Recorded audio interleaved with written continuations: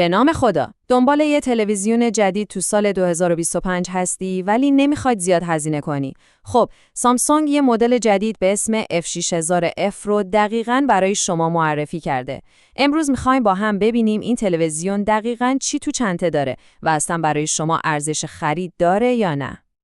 خب، نقشه راهمون برای این بررسی کاملا مشخصه. اول یه معرفی کلی از تلویزیون داریم، بعد میریم سراغ مهمترین بخش یعنی کیفیت تصویر و صداش.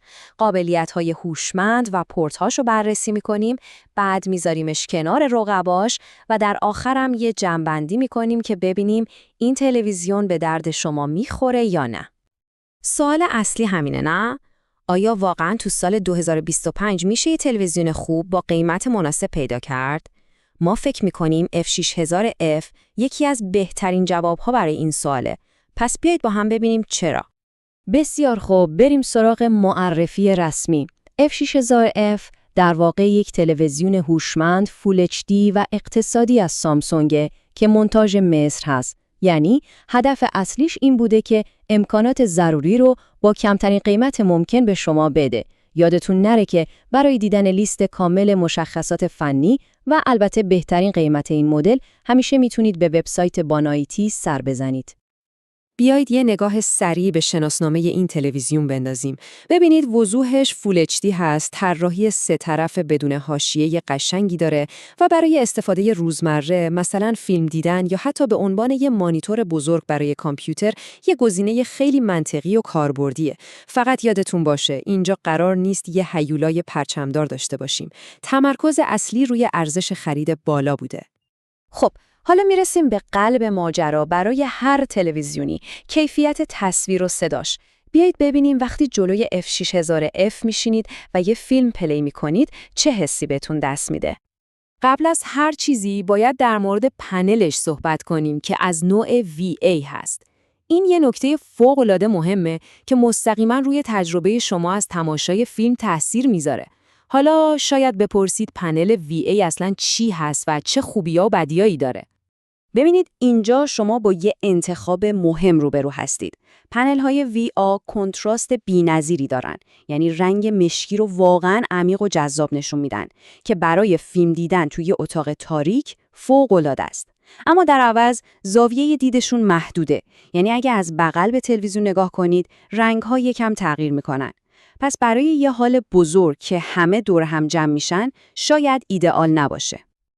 درسته که این تلویزیون 4K نیست، اما سامسونگ بیکار ننشسته و از یه سری فناوری مثل پیور کالر برای رنگ‌های زنده‌تر و کانتراست انهانسر برای عمق دادن به تصویر استفاده کرده.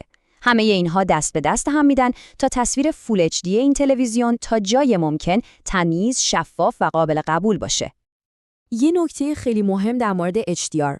ببینید این تلویزیون فرمت‌های HDR رو پشتیبانی میکنه، ولی این به این معنی نیست که شما یه تجربه کامل HDR خواهید داشت، چون پنلش روشنایی و گستره رنگ لازم برای نمایش واقعی HDR رو نداره.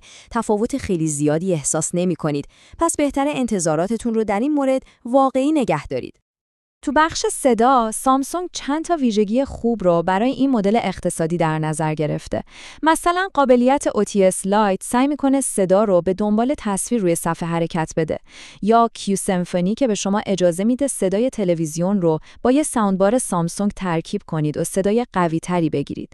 اینها برای تلویزیون تو این بازه قیمتی واقعاً امکانات جالبی هستن.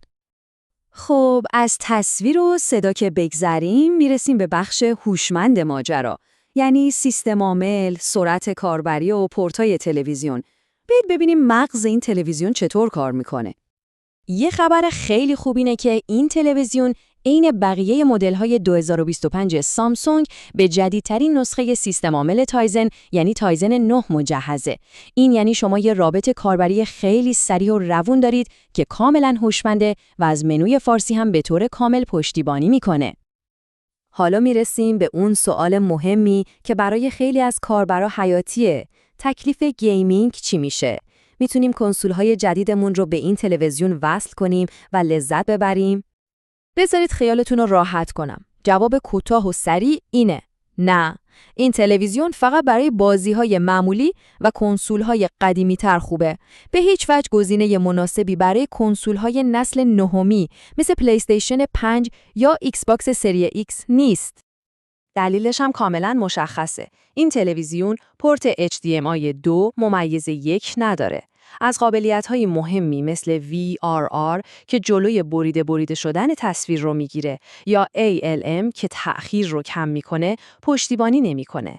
رفرش ریت تصویر هم حداکثر 60 هرتزه که برای بازی‌های مدرن اصلاً کافی نیست.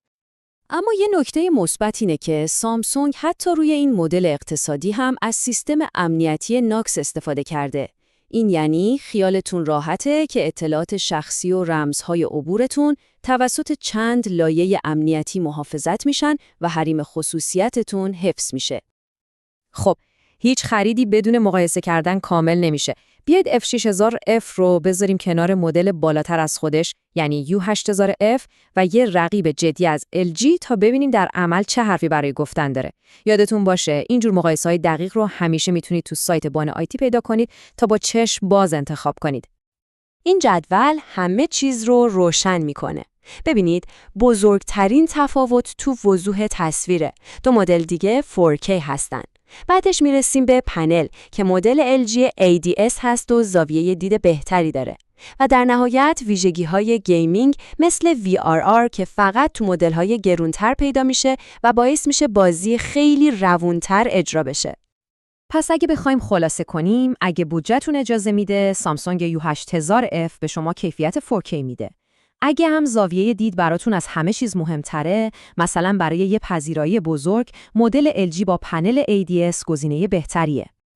بسیار خوب، با تمام این اطلاعاتی که با هم مرور کردیم، حالا وقتشه که به اون سوال اصلی برگردیم.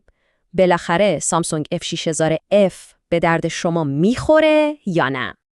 این تلویزیون یه انتخاب بی‌نظیره برای کسایی که بودجه خیلی محدودی دارن، یا مثلا برای اتاق خواب، آشپزخونه یا یه اتاق کار به عنوان تلویزیون دوم میخوانش، یا حتی برای کسایی که یه مانیتور بزرگ و ارزون برای کامپیوترشون میخوان، عالیه.